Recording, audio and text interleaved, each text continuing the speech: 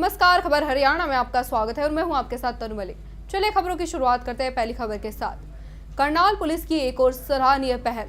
करनाल जिले भर में 17 नवंबर को मनाया जाएगा वाहन फ्री डे। इसकी जागरूकता के लिए शहर भर में निकाली गई जागरूक रैली जो सेक्टर 12 से शुरू हुई।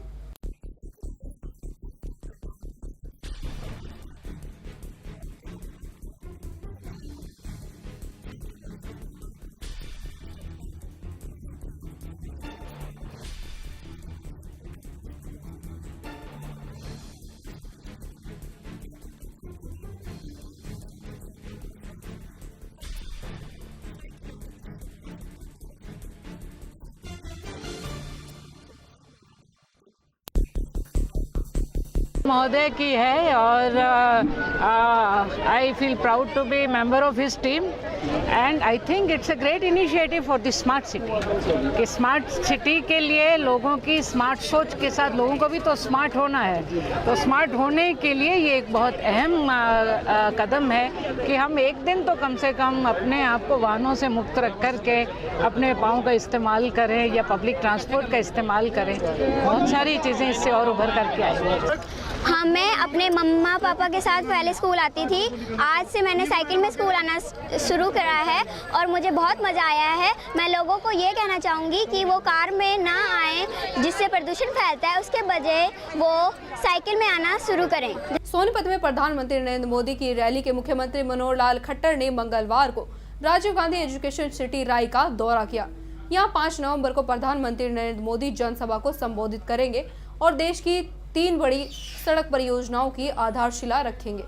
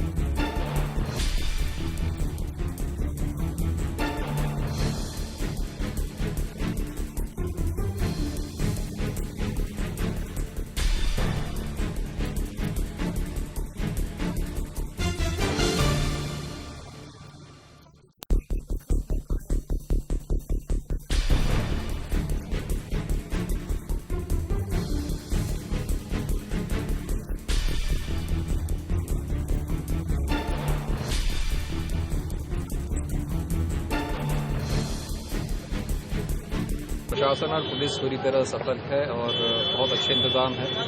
किसी चीज़ की कोई कमी नहीं है। पर्याप्त मात्रा में सुरक्षाकर्मी तैनात है। हर वो प्रिकॉशन ली जा रही है जो ली जाती है। हरियाणा हमारे यहाँ प्रधानमंत्री जी बनने के बाद पहली बार आ रहे हैं और एक बहुत बड़ी सौगात इस इलाके को दे रहे हैं। जो पहले हम 10,166 करोड़ की जो बात थी वो 13,802 करोड़ का प्रोजेक्ट है और इसकी वो शिलान्यास करके जाएंगे। इससे ही क्षेत्र का बड़ा भारी विकास होगा और हर काम में हम आगे बढ़ेंगे। विशेष रूप से आपकी तरफ से सोनीपत के लिए, जैसे सोनीपत टूरिज्म भी है, बहुत सारे प्रोजेक्ट सोनीपत में चल रहे हैं, तो आपकी तरफ से सांसद होने के नाते क्या मांग रखी? मैंने हर मांग अपनी मेट्रो की हमारी हो जाएगी उसकी रख रहे हैं। दूसरा टूरिज्म की भी रख रहे हैं। वो टूरिज्म मिनिस्टर आएगा उस दिन, उसकी मैं आपसे ही बात कराऊंगा, वो भी सारा करवा रहे हैं। दूसरा एक और हाईवे है, उसके लिए सोनीपत गोहाना झील है, उसको 4 लाइन की बात है। एक हम नई मांग हमारी झील से तो पानीपत उसको नेशनल हाईवे बनाना। इस तरह से हमारी सारी मांगें ये हैं जो हम माननीय गडकरी जी प्रधानमंत्री जी आएंगे उससे करवाएंगे। हमारे बड़े सौभाग्य की बात है कि हमारे आदरणीय प्रधानमंत्री श्री नरेंद्र मोदी 5 नवंबर को यहाँ पधार रहे हैं और 3 बड़े प्रोजेक्ट हैं जिनका शिलान्यास उस दिन वो करेंगे। एक मुकरबा चौक से पानीपत तक का ए ट्रेन का सड़क मार्ग राजमार्ग और दूसरा eastern peripheral road, western peripheral road, ऐसे तीनों के शिलान्यास के लिए वह आएंगे और उनके आने पर हम हरियाणा की ओर से उनका स्वागत करेंगे। बड़ी संख्या में लोग हमारे यहाँ आएंगे और एक हरियाणा के प्रगति में एक प्रकार से मील का पत्थर होगा। सीएम साहब, सुखबीर बादल जी ने जिस तरह से कौन से नेता विशेष रूप से दिल्ली से बड़े नेता जो वो आ रहे हैं? हमारे केंद्रीय मंत्री श्री नितिन गडकरी जी यहाँ आएंगे। दिल्ली के हमारे सभी सांसद आएंगे। उत्तर प्रदेश से श्री महेश शर्मा जी आएंगे।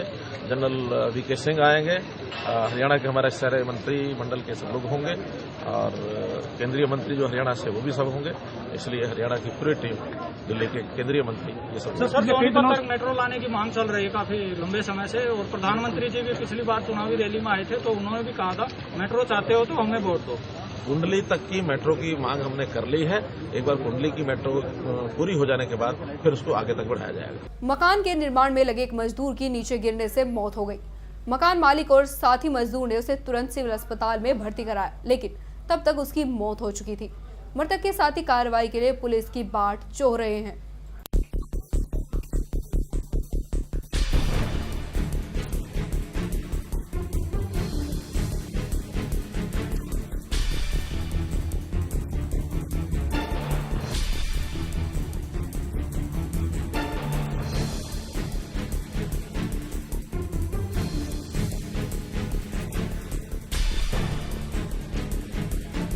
प्रदेश में दलितों पर हो रहे एक के बाद एक अत्याचार रुकने का नाम ही नहीं ले रहे।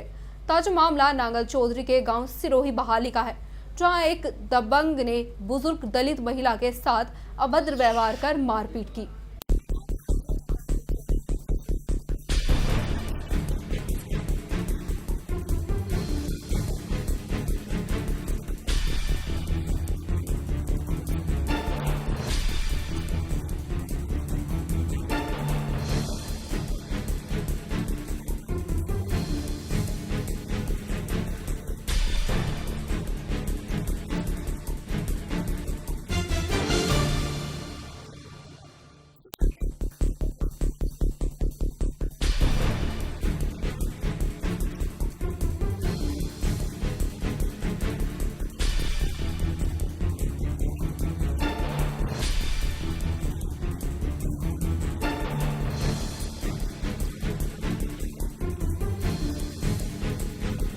मेरी माँ एक सहारा है। इसने बदमाशों ने मेरी माँ को मार दिया और इसके सहारा दुनिया में मेरा कोई नहीं है। हाँ, और इसके मेरे पास पैसा नहीं है, फुट कौड़ी भी नहीं है। देखो, मुझे न्याय मिलना चाहिए। प्रधानमंत्री से योजना है कि मुझे न्याय मिलना चाहिए। प्रधानमंत्री से स्वेच्छामृत्यु की मांग कर रहे हो? हाँ।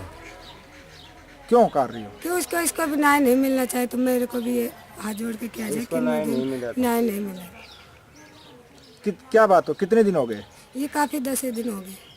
थी गरीब तबके से हैं, दलित समाज से हैं, तो एक आदमी ने उनको जब वो निकल रही थी उसको बुला लिया और उसके साथ मारा पीटी की, छेड़खानी की, बदसलूकी की बुजुर्ग महिला के साथ। उसके साथ इतनी जाति की गई है कि आज वो स्टेज पे है कि वो चल फिर नहीं सकती और खुदा न खास्ता ऐसी बात ना हो कि उसके साथ कोई अनहोनी घटना हो जाए और परिवार को बहुत गहराई में बुराई का मुँह देखना पड़ जाए। फरीदाबाद के सानन थाना के अंतर्गत पुलिस ने पर्वतीय कॉलोनी चौकी के तहत नंगला पार्ट 2 के रिहायशी इलाके में एक घर में वेश्यावृत्ति का रैकेट चलाने वाली औरत के घर मुखबिर की सूचना के आधार पर छापा मारा। 3 महिलाओं और 2 ग्राहकों को आपत्तिजनक हालत में रंगे हाथ गिरफ्तार किया गया। पुलिस ने इनके खिलाफ मुकदमा दर्ज कर जांच शुरू कर दी है।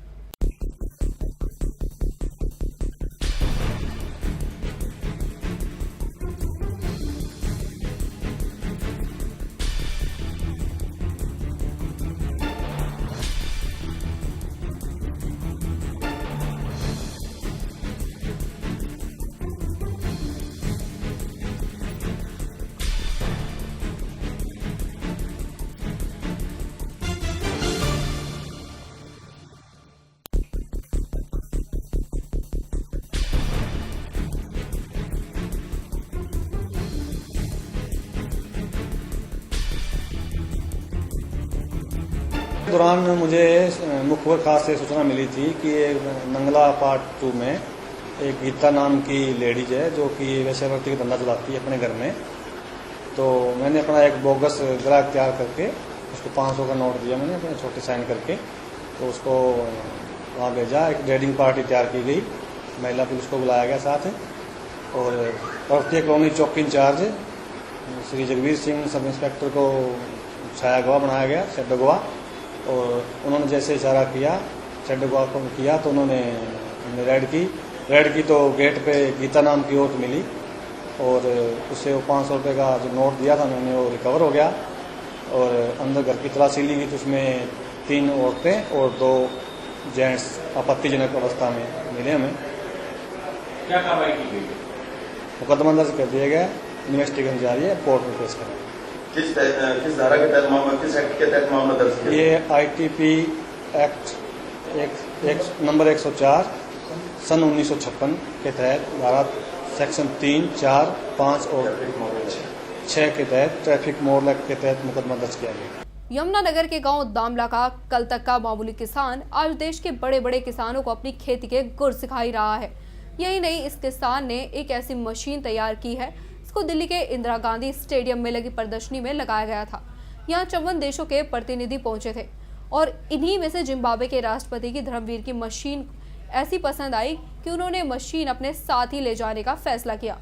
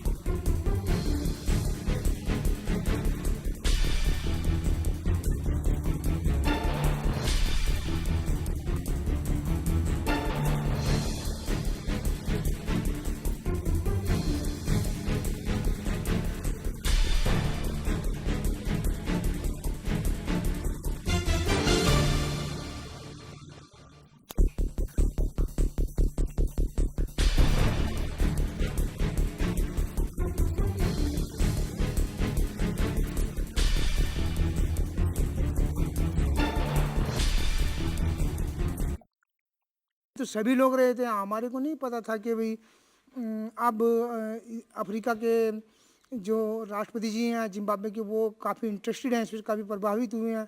उन्होंने मेरे से सवाल भी किया कि भाई हमारे यहाँ बहुत ज़्यादा बिजली नहीं है, क्या कम बिजली में चल जाएगी? मैंने बताया कि सिंगल फेज बिजली में। तो ऐसा कुछ होने से काफ़ी मतलब जिम्बाब्वे ही नहीं, इसमें सूडान, नाइजीरिया, इथियोपिया और मलवी, मतलब काफ़ी ऐसे मतलब कंट्रीज़ थे जिन्होंने काफ़ी इसमें रुचि दिखाई है। और ये मेरा सौभाग्य है कि भाई मेरे को वहाँ जाने का मौका मिला। एक छोटे किसान को, एक छोटे इनोवेटर को, मैं ज़्यादा पढ़ा लिखा नहीं हूँ, भारत देश ने मेरे को वहाँ बुला करके मेरा सम्मान बढ़ाया। एक छोटे किसान का सम्मान नहीं, ये सारे किसानों का सम्मान है, मैं मानता हूँ इसको है। और ये हमारे जो टेक्नोलॉजी है, अब जिस तरह हम अपने गाँव में यहाँ काम कर रहे हैं, अपने फार्म फ्रेश प्रोडक्ट बना के बेच रहे हैं, तो ऐसे अब अफ्रीका देशों में ये बिकने शुरू हो जाएंगे। और मैं जल्दी ही मैं भी जिम्बाब्वे मतलब नवंबर के बीच में ही चला जाऊंगा। आज भी मैंने वहाँ जा कर के उन लोगों से, और कीनिया में भी, यहाँ भी पहले भी ट्रेनिंग लेने के लिए अफ्रीका के कई डेलीगेट्स आए हैं। ये मतलब अब समय आ रहा है ये, और इसके देखते हुए हमको भी नहीं पता था कि भाई इस तरह हमारे को इज्जत देगा हमारा देश। मेरे को बहुत अच्छा लगा जी। खबर हरियाणा में फिलहाल इतना ही। बाकी तमाम खबरों के लिए आप बने रहिए हमारे साथ। नमस्कार।